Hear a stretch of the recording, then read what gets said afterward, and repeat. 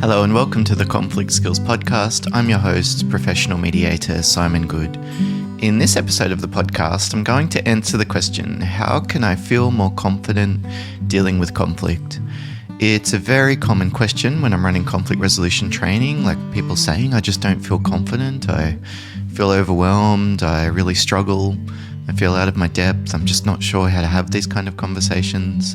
And it's also a question that comes up for some people, like managers and team leaders at work, or even just someone who's trying to help someone else develop confidence for dealing with conflict. Maybe it's your partner and watching them get walked over by different family members or the kids. Or you're at work and you can see someone who would really benefit from being able to stand up for themselves, and at the same time, for whatever reason, they're just not able to do that. So a part of the reason why people aren't more assertive, they don't stand up for themselves, they don't engage in conflict effectively, might be just that they lack the ability, they lack the tools, they lack the knowledge, the particular phrases, etc. So something like conflict resolution training can be really helpful for that. On the other side though, as well as ability, is motivation. And so when we talk about people feeling more confident dealing with conflict, sometimes it is the feeling, the sense of feeling sure of yourself, like you're on solid ground, like you know the next step that you should take. Sometimes it's about that, but other times it's the motivation for dealing with the conflict. What they're actually hoping for, a lot of the time people ask this question, is that they're more capable and that they're more effective at dealing with conflict, which often means that they decide to deal with conflict rather than just postponing or avoiding it. So in the podcast today, I'm going to be talking about that feeling of being more confident, but in terms of how does that actually manifest? Like, what do we notice when someone feels more confident? What do we notice when we feel more confident? It's often being willing to address an issue, to start a conversation, to raise a problem with someone. And we can do that, I guess, constructively. We do it strategically. The focus can be on the future and the solutions. But the first step often is broaching the subject. And so as we think about feeling more confident, the flip side to that, if we think about the behaviours that are associated, is that probably there's an active role that you play in dealing with conflict. When people are feeling not confident, overwhelmed, stuck, scared, anxious, what actually happens a lot of the time is that they avoid the conflict. That's the fight or flight. This is the flight side of things, where people don't raise an issue, just agree to something that they're not comfortable with, say yes to their boss asking them to do extra hours, even though they're really concerned about the lack of time that they've been able to spend with their kids lately. So I suppose as well as the feeling, there's also the behavioural layer. And if we want to feel more confident, a lot of the time we need to address the barriers for us dealing with conflict, which might be getting in the way of us taking an active step. So it effectively becomes a self-fulfilling prophecy. So there's a number of different topics that I'll be discussing, but before we get into that, just thank you very much for listening. If you've got a question or a topic that you'd like me to cover in a future podcast, or feedback around how it sits with you, what's working, what we can tweak to make it more useful, you can shoot me an email. It's podcast@simongood.com. And if you've got iTunes or Spotify and be willing to give us a positive review, that's probably the single thing that you can do most to support the podcast. I'm never going to have a Patreon or all of these different kinds of things. I don't imagine probably I'll even go down the sponsorship route, just because I find that so incredibly annoying when I'm listening to podcasts and more ads start appearing. So if you'd like to support the podcast, just that positive review helps other people know that it might be something that's helpful for them. Thank you very much ahead of time. Okay, so let's think then about this topic of confidence. And for you, if it's you would like to feel more confident in conflict, or if you're supporting someone else, the first thing that I would suggest is just pausing and thinking about what does that actually mean for you? When you say, I'd like to feel more confident, what would you like to be different? Is it feeling more sure of yourself? Is it feeling less worried about the outcome of a conversation? Is it feeling like you can stand up for yourself and be assertive? Maybe it's realizing that you're taking responsibility for someone else's problem or an outcome of a conversation. And actually, all that you're responsible for is your behavior. So, is it clarity around what options you have and what you're responsible for and what you're not? Is it letting go of some of that baggage or the pressure? Is it finding a way to do self-care so that you're not lying awake at night?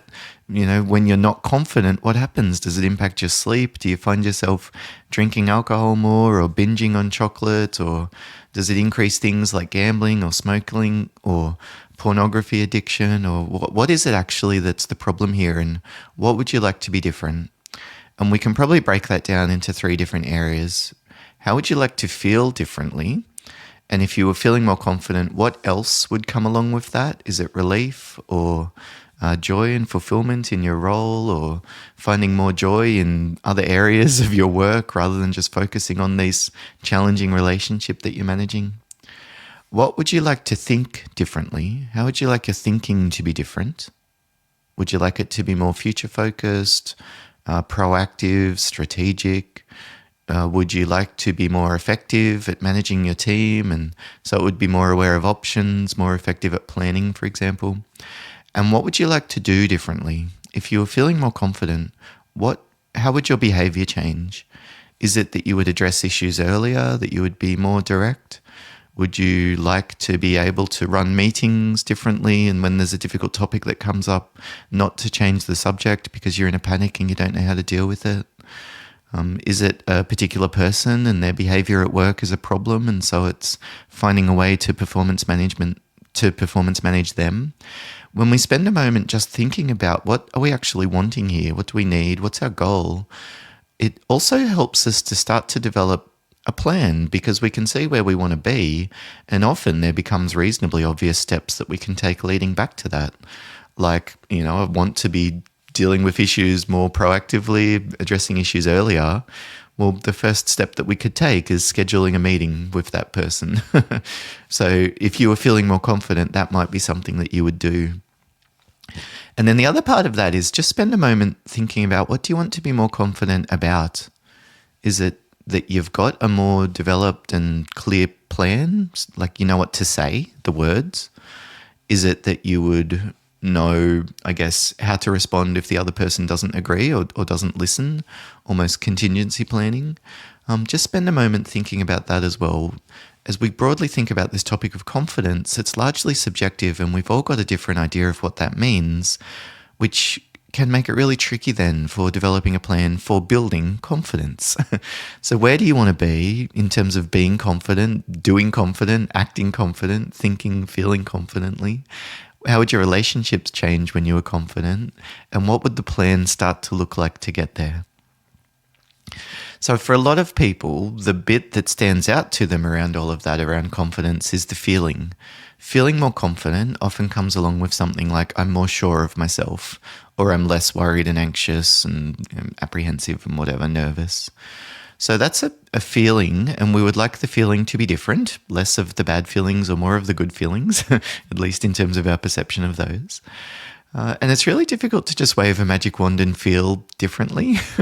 One of the benefits of meditation, I should say, is that it helps us to be aware that our feelings come and go and gives us a deeper insight as to why we feel certain things. It's actually often just connected with craving or aversion. We have emotions because it's been helpful to orient ourselves in the world previously. We like people who are nice, which are often ironically similar to us. We enjoy particular kinds of foods or activity, and historically that's been a really helpful way of orienting ourselves with the world. Then we connect with people who we're probably a good fit for in our tribe, and the behaviors that rub us the wrong way and annoy us might be things that actually aren't good for us longer term as well. I feel angry at someone stealing food. Well, obviously there's going to be a survival component to that as well. So our feelings develop, and they're often in those 2 buckets of craving, I really want something, it's a good feeling, it's positive, or aversion, I don't like that, that shouldn't happen, I don't want to be around that kind of thing, that causes me stress.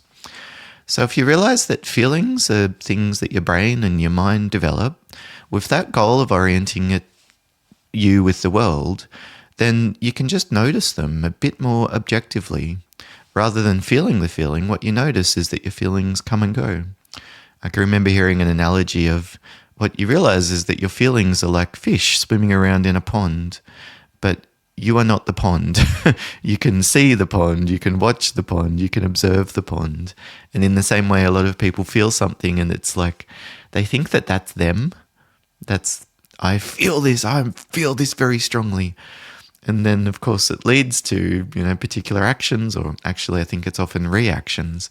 Well, I need to let you know how I feel. And I mean, why? Why do you need to let that person know how you feel? Are you actually so confident that you need to be feeling what you feel right now? Given the fact that we know that your feelings change depending on your emotional state at the time. Like, you'll feel more annoyed at your child not listening to you when you haven't had as much sleep and you've got a whole bunch of other work pressures going on. The behavior doesn't change. Your child didn't listen to you, but your feeling can be very different. So why on earth do we feel so confident that our feelings are valid? I mean, I'm really struck by that at the moment. There seems to be a real emphasis on this emotional layer, and I often reflect about, well, why? If you just meditate 10 minutes a day, you'll feel less stressed. So we know that we can influence our feelings. It makes me curious then about why people let their feelings influence them so much. But anyway, I suppose that's a little bit of a tangent to go down around what feelings actually are. But you need to understand that you're not your feeling. And it's very difficult to change feelings in and of itself, just to decide to feel differently.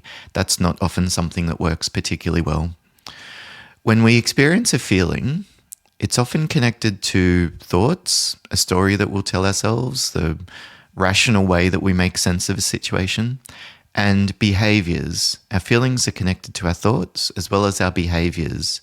If you haven't had as much sleep, if you're really hungry and you haven't eaten, if you've worked out and you're feeling like you've had a chance to release the adrenaline, or if you've had 6 espresso coffees before you go into a meeting, that's going to change how you feel as you open the door and walk in and begin the meeting if you're the one that's running it. So we can't magically just change our feelings by deciding to, but we can significantly change our feelings by the thoughts, the story that we tell ourselves, and taking control of that, and our behaviors, what we actually do. So when people say, how can I feel more confident? I often say that, look, you probably can't just feel more confident by deciding to be confident. That fake it till you make it thing, maybe that holds some benefit. But that's an example of a behavior. You do this thing, you fake it until you make it, you act confidently. Or it's the thought. It's becoming aware of what are the expectations that you're putting on yourself. What destructive rumination spirals are you going down? What meaning are you making of this and that other person's behavior, and what are you taking personally, and which consequences are you picking up responsibility for that might not be true? If you want to feel more confident, it's often in those 2 other areas. It's the thoughts and the behavior. There is another layer, which is our relationships. If we've got supportive people around us, a mentor, we're feeling more connected to our boss, then we'd be more confident dealing with the work relationships within our own team, for example, our own direct reports. And that's also all, I think, those 4 areas, thoughts, feelings, behavior, and relationship, to some extent connected to our consciousness. When we become aware of these things, it gives us the opportunity to influence them. We can almost play with those different levers, change our relationships, spend time with people who fill us up and give us joy. They give us good feedback versus the people who tend to make us feel worse and more stressed and maybe don't always give us the best advice when we followed it in the past. Or changing our behaviors and changing our thoughts. Those are the different elements, at least in the way I think about it, to changing our feelings. And so feeling more confident often means that we need to think about those different areas. So let's have a look particularly at thoughts and behaviors in the episode today, and start with that topic of thoughts. When we're thinking about conflict, a lot of the time people start with, I'd like to feel more confident when I'm doing coaching with them, for example. And I often start by saying to them something like, well, let's start with your expectations. Like, what expectations do you have about yourself? Yep, you're team leader in that role. You've got 5 people that you work with. A couple of them you're finding is a bit difficult. Others, it's more natural and seems to be going well.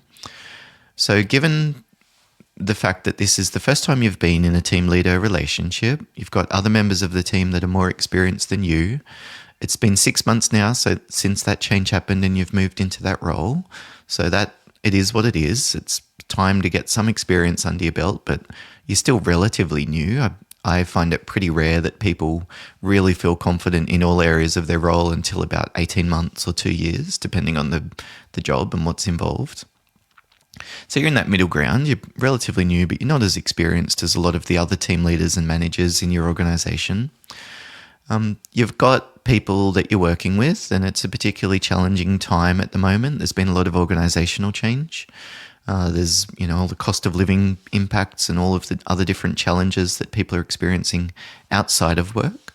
Each person in your team will have things like, they've got a good marriage and a good partner, or maybe they're going through a divorce or a very unhappy marriage. They'll all have different health issues that you won't be aware of at all.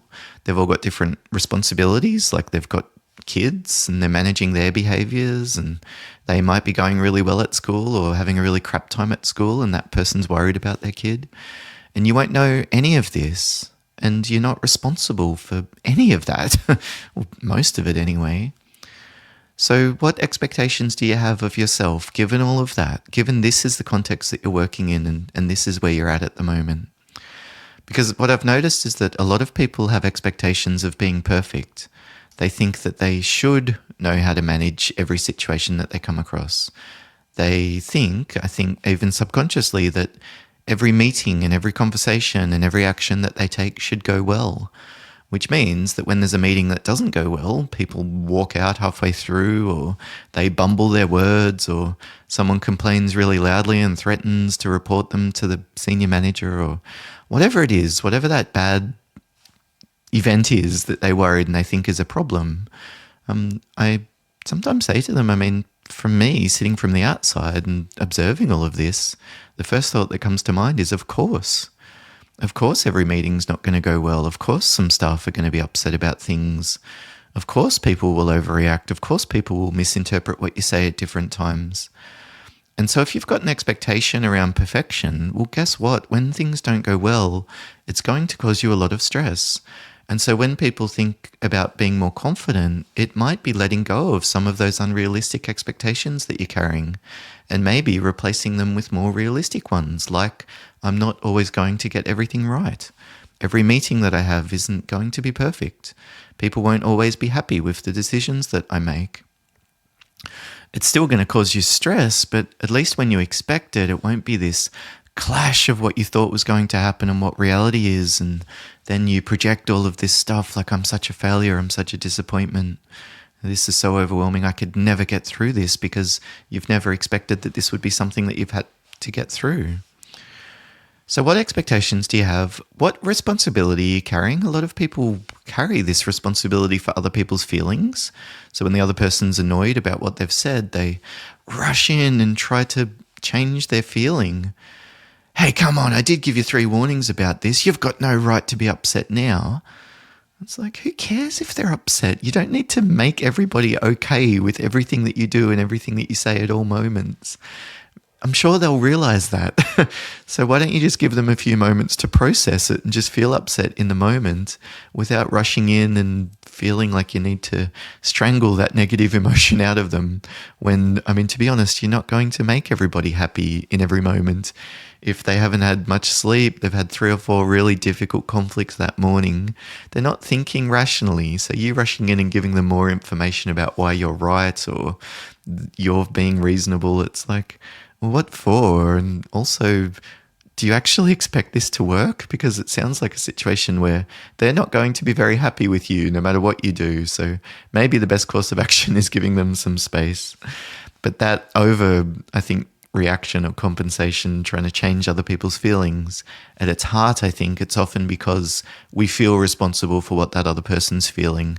If they're upset, it must mean that I've done something wrong, and therefore I need to defend myself. So the way that we change that often is letting go of that responsibility. Other people's circumstances, you're not responsible for all of that. And what barriers or limitations are you projecting onto yourself that might be actually illusions? Like, I feel like I can't just organize a meeting and talk to this person about that because it's never happened before. Well, that doesn't mean I can't do it. I feel like I can't carry notes into the meeting. I need to act like I've got it all together and I know it off the top of my head. Well, says who? Like, bringing in notes might mean that you feel prepared and the meeting goes better. And whatever the negative aspect of that is, that you think the other person's going to think it's more formal or they'll think badly of you, it might be just like, who cares? The bigger goal for me is that the meeting goes well. So I need to do these things that are going to help that happen. Asking someone not to be in a meeting, asking other people to join a conversation, like your senior manager coming and being a part of it. Following up with an email and saying, look, just to clarify, this is what we've agreed today. That might be something you're worried about the other person's reaction, but that doesn't mean that you can't do it. If having a formal written record would be something that lets you actually deal with something in a more formal and effective way, like giving someone a formal warning when they're doing the wrong thing, like not wearing their hard hat on the job site or whatever else it is. It's like we worry about the other person being upset, but that often means that these problems just sit there and we tolerate them and we're angry, we're stressed, we're frustrated about the fact that this isn't changing, when in reality we're allowing it to continue. And it's often because of these illusory barriers, this illusion of barriers that we're projecting, or the limitations that we put on ourselves without considering them. So think about, what are you afraid of? What are you actually worried might happen if you do this? And how much of that is real? And if that happens, are there things that you can do to manage it? So just really being aware of all of that helps us often to break through those barriers and limitations.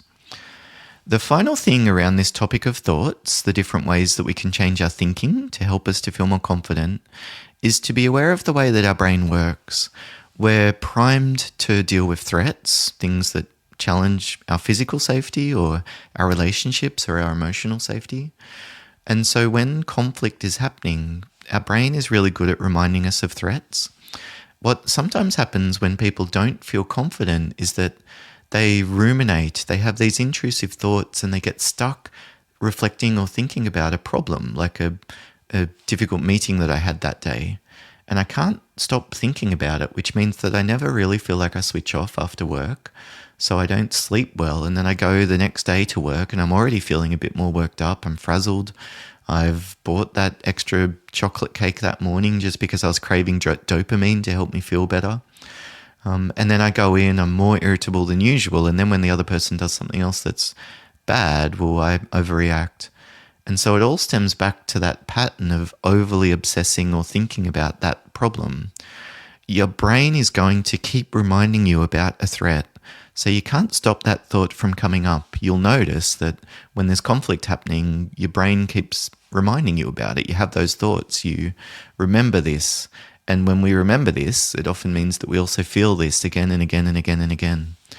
So you can't stop it happening, but what you can do is stop getting stuck in these negative, destructive thought patterns. Destructive ruminations is the way that I think about it myself. I say, look, I literally tell myself, I talk to myself and say, that's not helpful to be spending time thinking about it.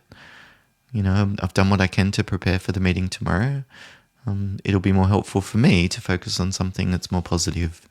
And then I choose something to focus on, like the sound of music or going and saying hello to my son or getting a nice coffee or going for a quick walk or patting my dog.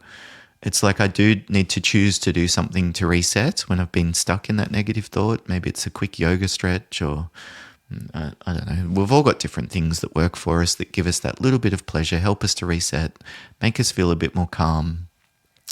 And I choose to do that. I realize that I'm stuck in this negative thought and I need to do something to reset.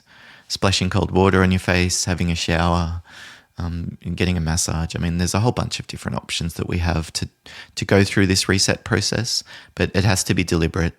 If we just let ourselves go with the flow of these negative thought patterns, we build anxiety. The chemical that's released in our brain is cortisol. More and more of that builds up in our system, so we tend to focus even more on the negative. We tend to overreact even more when there's a potential threat and something doesn't go well. And so we need to interrupt this cycle. And often it's being aware and taking control of our thinking. So those are some of the different tools that we can use on the thought side of things. The other area that we can use to influence our feelings is behaviour. And so for me, that's often to do with just the buildup of stress, the state of my physical body in any moment. And then it's also things connected to the conflict itself, like how do we prepare, for example. So let's start just with the buildup of stress. What you'll need to deal with when you're in a conflict situation is a buildup of adrenaline. So there's kinetic energy, like muscle energy builds up in our body because it triggers this fight or flight response. And historically, a lot of the threats that we faced have been things that needed a physical response, like running away from an animal that's going to eat us, or you're at the top of a high cliff and you need to very quickly stop walking, otherwise the next step that you take will be in midair and you'll fall down. So we're primed for this physical response for threats, the release of adrenaline in the moment, blood pressure increases, it's all getting us ready for fight or flight. So if we've got this buildup of stress, what we'll also have is a buildup of physical energy, and so we need to find a way to release and deal with that. So a lot of the time that's exercise, like going for a quick walk around the building after a difficult client that you've just got off the phone with, or scheduling 10 minutes after a meeting rather than rushing straight into the next meeting, just to give yourself a chance to, do some squats or physically help yourself to calm down, get a glass of water, have a chat with someone who we enjoy spending time with. That kind of thing will help us to release a little bit of that. There's the physical side of things, and then there'll also be a build-up of emotions as well. And for both those areas, we need to find a way to release, reboot, reset. For emotions, one of the things that can be helpful is debriefing, like just talking to someone about what just happened. Oh man, have you got a minute? I just got off the phone to this person. It was a really hard one. And just talking about it gives us a chance to externalize. We feel understood and heard, regardless of their response, really, as long as they're listening to us, which really helps us to stop that build-up of negative emotions. Writing it down and journaling can be something that's helpful. Talking to yourself, just talking in the car can be helpful. Some people just release the emotions just by screaming, like, ah, and even just doing it in a low volume like that, like, ah. And clenching your physical body can be something that's helpful. So finding a way to release that adrenaline, that physical energy build-up, as well as the emotions, that's something that's essential. A lot of the time we're not feeling confident, we'll have the build-up of these negative factors in us.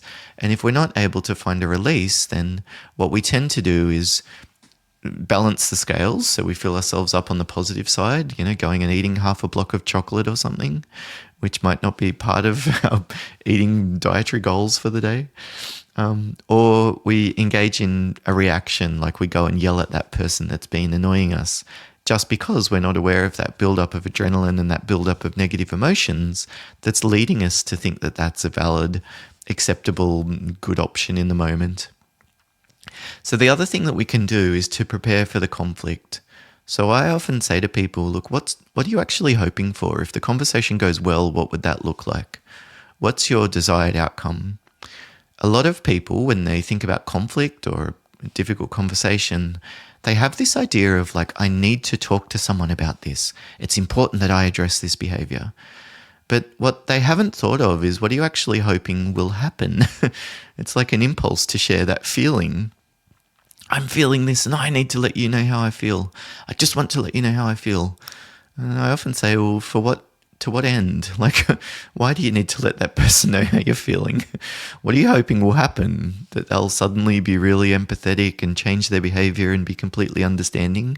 I mean, if you're very stressed, it's likely that they're very stressed as well. So is that realistic, that if you just share your feeling that they'll be capable of taking it on board at the moment?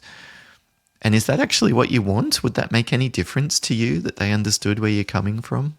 I think what you're actually hoping for often is a change in their behavior.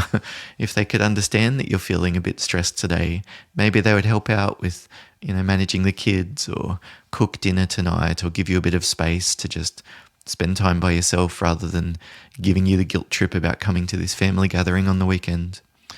What you're actually wanting in a lot of these cases is the change in behavior. We think that sharing our feelings is the path to get there, but it might not actually influence their behavior as much as you think. So telling your partner about how annoyed you are when they're getting distracted and you're trying to get the kids ready for school in the mornings, sharing your feelings is an impulse that we have. That's valid. I understand why you want to do that, or you might do that without thinking about it really. But what you need in that moment is a bit of help. You want the kids to be in the car and that you'd be ready to go. So maybe it would be more effective to say, can you go and get their shoes on while I'm doing this? Rather than saying, it's so annoying when you constantly get distracted and I'm the one that has to do everything. It's just not fair. I can't believe you're doing this to me. Maybe you can find a more effective way to deal with that frustration, either yourself, go to the gym, or to share it in a more effective way when you're not in the heat of the moment and you're in that high pressure environment. So think about what you actually want from the conflict or from the conversation. If you're feeling more confident, what would you be able to do and what would be the best case scenario there? You might even write a dot point list of goals. This is what I want to do. And maybe think about what can you control, what can you influence. This is a part of what I've talked about in a previous podcast episode, that circle of control activity that helps us not to get stuck thinking that we can control things that are actually not within our control at all. And then the other part of the behavior or the conflict is, what do we do after the conflict? It's like, well, if you haven't done anything, then you're still sitting there with all of that negative build-up. Most people do nothing, which means that they carry that stress into the next interaction that they have. So a quick reset might make a massive difference for your sense of confidence through the day. Just go for a quick walk, do some squats, do a 5-minute relaxation, find an app that works for you, do a quick meditation, yoga, journaling, debriefing, a gratitude activity, have a cigarette. The focus here is just on that reset. It's bringing us back into balance. It's filling ourselves back up if we've just exhausted some of our emotional and rational cognitive energy. And whatever the thing is that you choose that works for you for that quick reset, resist the urge to multitask and particularly use your phone. Just to note that a lot of people are very addicted to their phone. We look at our phone several times a minute, most of us, which is quite a concerning stat, but that's what they find.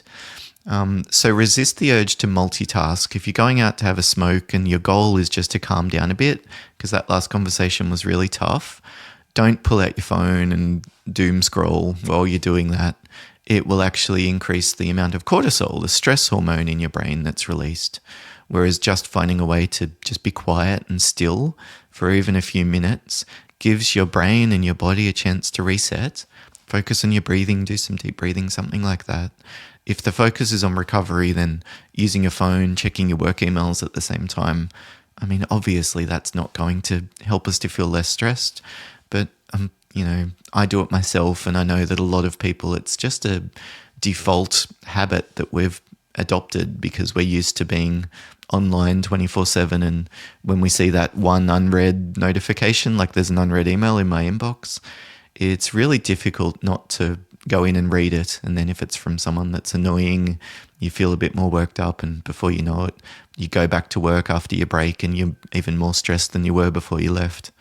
So don't look at your phone. It means that you don't see that notification, means you don't need to try and resist opening up the inbox, which means that you don't get that spike of stress when you have a look at that. Realize that you've forgotten to send the attachment, or you've made a mistake, or there's a problem that you'll need to deal with. And what do you know? Your brain starts to get ready for that. And it's that build-up of stress hormone, cortisol, the fight or flight response, which might not be what we want if we're just about to go and have lunch with our partner or something like that. Be supportive, talking to our kid if they've just had a tough day at school. So thinking about those options in terms of behavior, as well as the thought activities that I talked about earlier, are often the key to feeling more confident. It's usually not thinking that you can wave the magic wand and decide to feel confident. It's doing things different, thinking differently, or acting in a different way. So I hope that that has been helpful for you, looking at that topic of confidence from a number of different directions. Maybe some of it is already things that you've thought of before or that you were already aware of, and there might be some new elements as well. And as we finish the podcast today, what I would encourage you to do is to just think about how could you put some of this into action? For you, is it feeling confident yourself? Well, what would that look like if you were going to do something different? Or are you the kind of person that does ruminate and just constantly get stuck thinking about these problems?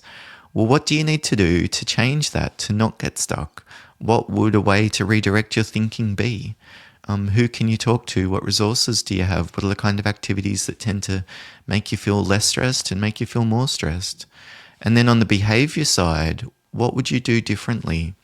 Maybe it's having a few less beers after a stressful day at work. It means that you sleep better and then you go to work and we can start this positive change spiral developing rather than the negative change spiral that we've been stuck in just by force of habit.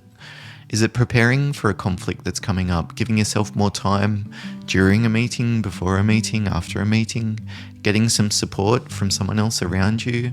Or maybe it's just dealing with the physical buildup of stress and exercising more frequently, making sure that you take a lunch break, trying meditation. I mean, there's so much research about how effective it is, but a lot of people are just petrified of trying it. Like terrified, but also petrified like wood. It's like people hardened in their habits and they're not willing to try something different, even though there's just overwhelming research about why it works. But it seems woo-woo, it seems airy-fairy. We put some label or excuse on it, which means that we don't need to try it. And then we sit here feeling 9 out of 10 level of stress day after day and thinking and telling ourselves that there's nothing we can do about it. It's all because of our context. I mean, maybe today is the day for you that you give meditation or yoga or journaling or gratitude a try, given that there's just so much research about all of the positive effects that it can have. Then it might not be meditation that works for you. Maybe it's just exercise, interval training at the gym, or maybe it's counseling, or maybe it's really meticulous planning and being clear about your work and spending 10 minutes writing dot notes for some of those difficult meetings that you've got coming up. Means that when you have that intrusive thought and you worry about it, you can remind yourself that no, that's under control. I've prepared for that. It's in hand. What would an application look like for you? I guess that's what I would encourage you to think about at the end of the podcast today. Again, if you've got a question, if you'd like me to talk about any of this anymore, if you've got a topic or something that you'd like me to talk about in a future episode, you can shoot me an email. It's podcast@simongood.com. Otherwise, thank you very much for listening and all the best dealing with the conflict situations that you're managing in your life at the moment. Bye for now.